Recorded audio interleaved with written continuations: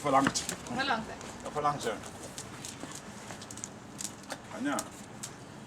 Jeg får hit til Anneli, gir min hund Kali mat en gang i vekkan. Jeg vet ikke hvorfor. Hun må elske min hund, kanskje. Kan ni se? Det er bra. Kom på YouTube, Anneli.